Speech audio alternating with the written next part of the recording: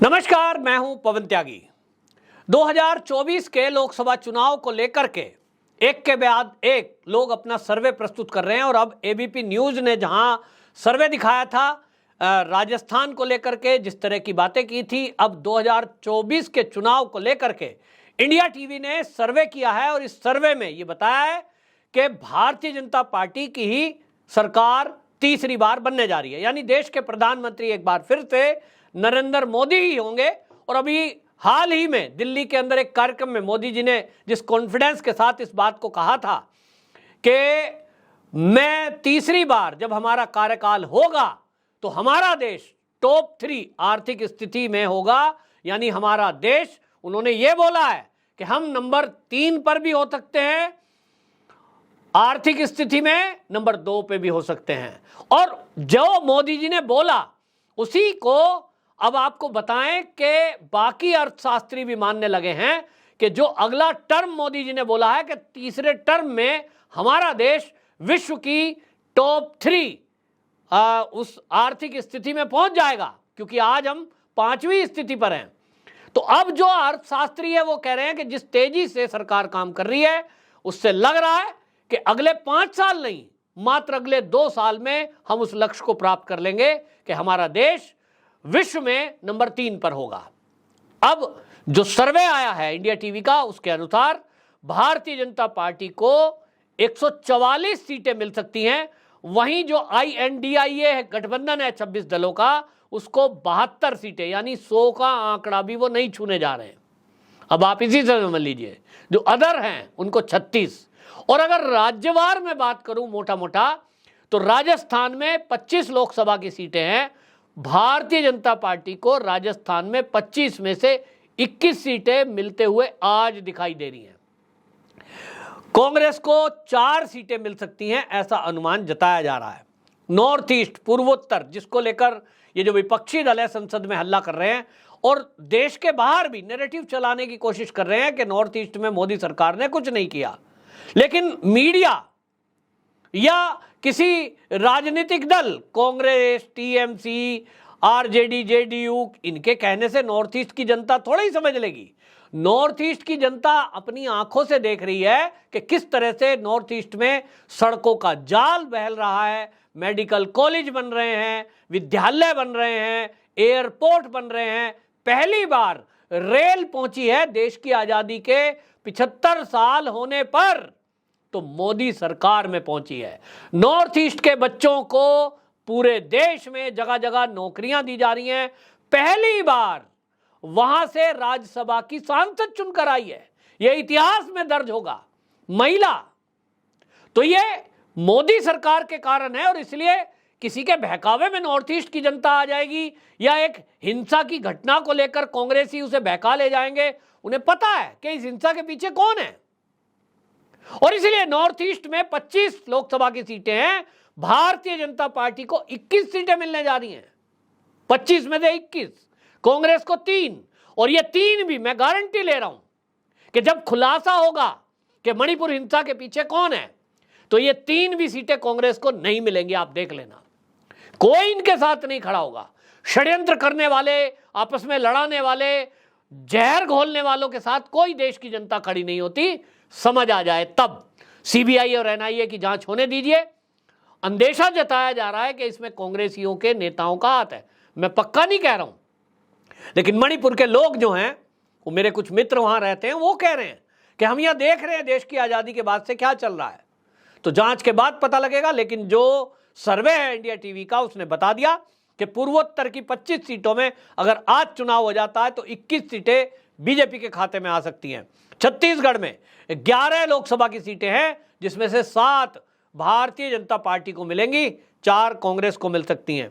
तेलंगाना में 17 लोकसभा की सीटें हैं, जिसमें से 6 भारतीय जनता पार्टी को मिल सकती हैं। ये भी अपने आप में एक रिकॉर्ड है कि पहली बार आप समझ लीजिए कि साउथ में अपनी पकड़ मजबूत बीजेपी कर रही है। मध्य प्रदेश की 29 सीटें हैं, 29 में से 24 सीटें भारतीय जनता पार्टी के खाते में आ सकती हैं, 5 कांग्रेस को। इसी तरह आंध्र प्रदेश में 25 लोकसभा की सीटें हैं, वहां भारतीय जनता पार्टी को 0 यानी एक भी सीट मिलती नहीं है। ये इंडिया टीवी का सर्वे बता रहा है। वहां वाईएसआर कांग्रेस के खाते में 25 में से 18 सीटें जा सकती हैं, टीडीपी को 7 मिल सकती हैं। और जब आप देख रहे हैं कि यहां वाईएसआर कांग्रेस अभी अविश्वास प्रस्ताव के मुद्दे पर, चाहे तो अरविंद केजरीवाल का जो दिल्ली का झगड़ा है, उस झगड़े के अध्यादेश पर भारतीय जनता पार्टी के साथ है। यानी ये भी एक तरह से भारतीय जनता पार्टी के जो एनडीए है उसी की सीटें बढ़ाएगा वाईएसआर कांग्रेस। इसी तरह तेलंगाना में 17 लोकसभा की सीटें हैं, जिसमें 17 में से 6 भारतीय जनता पार्टी को, मात्र 2 कांग्रेस को, बीआरएस को 8 और एआईएमआईएम को 1। इस तरह से कुछ मोटा मोटा मैंने बताया। उत्तर प्रदेश की 80 सीटें हैं। उत्तर प्रदेश की 80 सीटों में आपको बता दूं, ये अनुमान है कि 80 में से 75, कम से कम 75, 75 सीट भारतीय जनता पार्टी को मिलेंगी और वहां बाकियों की दाल नहीं गलेगी। वहां बसपा भी अपनी उपस्थिति दर्ज कराएगा। यह अनुमान है। मात्र 5 सीटें बाकी दलों को मिल सकती है। इसी तरह बिहार की बात करें तो 40 लोकसभा की सीटें हैं। उस 40 में से अभी जो सर्वे है, ये इंडिया टीवी का सर्वे नहीं है, लेकिन ये मैं बता रहा हूं, यूपी और बिहार की बात जो बता रहा हूं, बिहार में 40 में से कम 30 सीटें, 30 भारतीय जनता पार्टी को मिलेगी। ये आप नोट कर लो। और इस तरह से भारतीय जनता पार्टी पहले से भी ज्यादा सीटें लेकर आएगी। इसमें पंजाब में भी भारी बढ़त मिलने की उम्मीद है। इसी तरह आप देखेंगे हिमाचल की सभी सीटों पर भारतीय जनता पार्टी जीत हासिल करेगी और इसमें कर्नाटक के अंदर भी भारतीय जनता पार्टी ही बड़ी संख्या में आने वाली है। ये अनुमान जताया जा रहा है। तो कुल मिलाकर के ये सर्वे बता रहा है, स्पेशली नॉर्थ ईस्ट पर मैंने चर्चा इसलिए की कि ये जो पिछले काफी दिनों से कांग्रेस समेत विपक्षी दल एक माहौल बनाने की कोशिश कर रहे हैं, नॉर्थ ईस्ट की जनता को भड़काने की कोशिश कर रहे हैं कि साहब नॉर्थ ईस्ट जो है मोदी जी की वजह से जल रहा है। आप कितना ही झूठ बोलिए, जमीन पर उतर कर आप जब जाएंगे तो आपको पता लगेगा। ये बात अलग है कि झूठ बोलकर आप थोड़े बहुत लोगों को बरगला सकते हैं, लेकिन सच्चाई यही है कि देश के अंदर जो विकास हुए हैं, रिकॉर्ड लोगों को, आप सोचिए, मुझे तो याद नहीं है जब से मैं पैदा हुआ हूं कि किसी को सरकार ने फ्री मकान दिए हो। इंदिरा आवास योजना चली थी, लेकिन उसमें क्या हुआ, कितने घपले घोटाले हुए और भाई भतीजावाद हुआ। पैसे देकर के लोगों ने मकान ले लिए।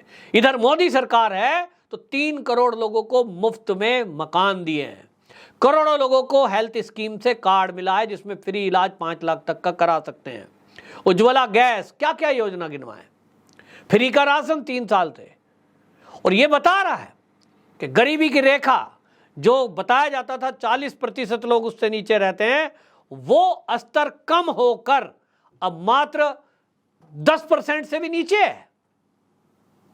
तो बात कर रहे हैं अगर नौकरियों की, तो नौकरी पब्लिक सेक्टर में रिकॉर्ड लगी हैं और पब्लिक सेक्टर में जो कंपनी लगाने वाले युवा हैं उनको मोदी सरकार ने बढ़ावा दिया है। यूनिकॉर्न खड़े किए हैं जिनकी संख्या 100 से अधिक है। देश के अंदर आप चले जाइए, एयरपोर्ट्स हाई क्वालिटी के बन रहे हैं। छोटे छोटे शहरों में एयरपोर्ट शुरू हो रहे हैं। और ट्रेन का तो आप देख ही रहे हैं, वंदे भारत ने गजब ढाया हुआ है। भारत में हर राज्य में हर मुख्यमंत्री मांग रहा है हमें भी दे दो। विदेशों में उन कोच की मांग है। पहले हम बाहर से मंगाया करते थे। आज हम जो रक्षा सौदे हैं उसमें आप देख लो कि विदेशों को दे रहे हैं। मोबाइल मैन्युफैक्चरिंग में हमने आज रिकॉर्ड तरक्की करी है और इसलिए देश की जनता देख रही है। तो ये सर्वे टीवी चैनल का है। इसके पहले एबीपी न्यूज का एक सर्वे था। और जनता का सर्वे क्या है, वो तो हम जनता के बीच में रहते हैं। जनता से ये पूछा गया कि अगर प्रधानमंत्री के रूप में आपके सामने 2 विकल्प हैं, राहुल गांधी और एक तरफ मोदी जी, तो राहुल गांधी को मात्र 25% लोगों ने ये कहा कि पीएम ये होना चाहिए। 75% लोग मोदी को कह रहे हैं कि साहब मोदी देश के प्रधानमंत्री, क्योंकि लोग देख रहे हैं भाई ये राहुल गांधी तो कांग्रेस ही है और कांग्रेस ने आजादी के बाद से 2014 तक कांग्रेस की सरकार थी। अगर ये इतना ही तरक्की करने वाले होते, नौकरी देने वाले, तो कोई बेरोजगार होना ही नहीं चाहिए था। सबके पास अपना मकान होना चाहिए था, देश का इंफ्रास्ट्रक्चर सारा खड़ा होना चाहिए था, सब जगह हर शहर डेवलप्ड होता। तो 65 साल में तो किया नहीं। हाँ, कांग्रेस ने घोटालों में रिकॉर्ड जरूर तोड़ा, 2G 3G कॉमनवेल्थ, क्या क्या घोटाले। गमलों में गोभी पैदा हो रही थी, ये हमने देखा। सोनिया गांधी, राहुल गांधी, प्रियंका गांधी वाड्रा कुछ काम तो करते नहीं, फैक्ट्री कहीं है नहीं, नौकरी कहीं करते नहीं, लेकिन कितनी प्रॉपर्टी है। अब उसका आकलन करेंगे तो एक आइडिया अभी नेशनल हेराल्ड का ही है जिसमें ये जमानत पर है। तो कुल मिलाकर के जनता सब समझती है और जनता का फैसला है। आप देखेंगे ये आंकड़े सब अभी आज की कंडीशन में है। अभी तो धड़ाधड़ कुछ काम होने अभी बाकी हैं। 1 साल का ड्यूरेशन अभी बचा है मोदी सरकार का। इस 1 साल के अंदर आप देखेंगे कि कई ऐसे बड़े महत्वपूर्ण फैसले होने जा रहे हैं जिसके कारण मैं गारंटी से लिख के दे सकता हूं कि कट्टर कांग्रेसी भी मोदी जी को वोट देंगे। क्योंकि मैंने 2014 में और 19 में, 14 में उतना नहीं हुआ लेकिन 19 के चुनाव के बाद मैं खुद जानता हूं, मेरी फैमिली में, रिश्तेदारियों में कुछ कट्टर कांग्रेसी हैं जिन्होंने जीवन भर कांग्रेस को वोट दिया, कांग्रेस का झंडा उठाया। उन्होंने भी 2019 के चुनाव में मोदी जी को वोट दिया। उन्होंने कहा भाई हम तो आज तक यही सुनते आए थे, क्योंकि कांग्रेस ने, सोनिया गांधी ने यही कहा ये आरएसएस वाले हैं, ये सत्ता में आ जाएंगे तो ये तो सांप्रदायिक लोग हैं, देश में जगह जगह दंगे हो जाएंगे, ये तो ईसाइयों और मुसलमानों को समुद्र में फिकवा देंगे, ये तो अत्याचार करेंगे। हमने अपनी आंखों से देख लिया कि 5 साल में मोदी जी ने जो किया उसमें ईसाइयों का भी भला हुआ, मुस्लिमों का भी भला हुआ, दलितों का भी भला हुआ, आदिवासियों का सबसे ज्यादा भला हुआ। इसका मतलब तो कांग्रेस झूठ बहकाती थी, आरएसएस कहकर डराती थी। तो कट्टर कांग्रेसियों ने भी मोदी को वोट दिया और मोदी भक्त हो गए वो कि भाई प्रधानमंत्री हो तो ऐसा। आपको एक उदाहरण देता हूं, मोदी जी के सगे भाई हैं प्रहलाद मोदी, और ये प्रहलाद मोदी जो है अपने एक मित्र से मिलने के लिए मेरे पड़ोस में गाजियाबाद ये मिलने के लिए आए, और इनका डायलिसिस होता है। तो डायलिसिस का टाइम आ गया, इनको याद आया मेरा तो डायलिसिस होना है, तो भाई यहाँ कहीं सरकारी अस्पताल में ये व्यवस्था है? वो कहता है साहब आप तो मोदी जी देश के प्रधानमंत्री हैं, उनके भाई हैं, दिल्ली एक फोन करो, दिल्ली में बड़े बड़े अस्पताल हैं और प्राइवेट भी अस्पताल में आपका तो डायलिसिस हो सकता है। एक इशारे पे मेदांता जैसा हॉस्पिटल आपका डायलिसिस कर देगा। उन्होंने कहा नहीं, मैं मोदी जी का भाई हूं, यह बात बिल्कुल सत्य है, लेकिन वो देश के प्रधानमंत्री हैं और मैं देश का एक नागरिक हूं, भाई अब मैं बाद में हूं। और इसलिए वो जो सबको ट्रीट करते हैं वैसा मुझे ट्रीट होना है। ये नहीं है कि मैं भाई हूं तो मुझे कोई विशेष सुविधाएं चाहिए।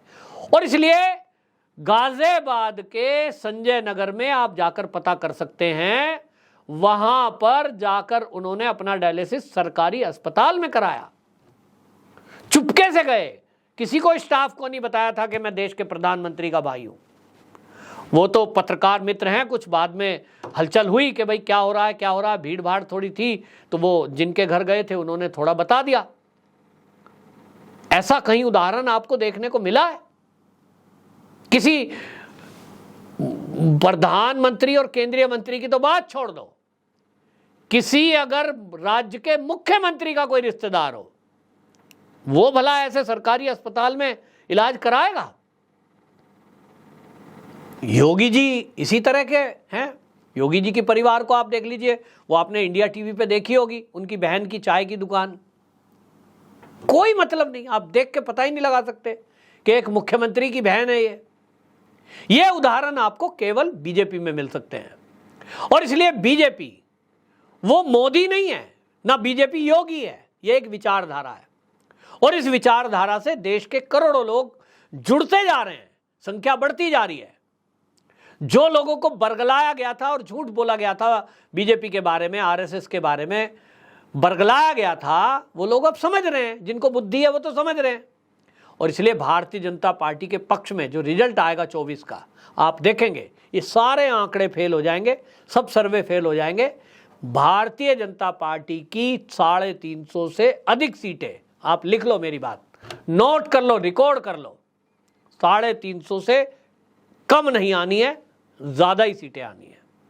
आपकी क्या राय है? कमेंट बॉक्स में जरूर लिखें। वंदे मातरम।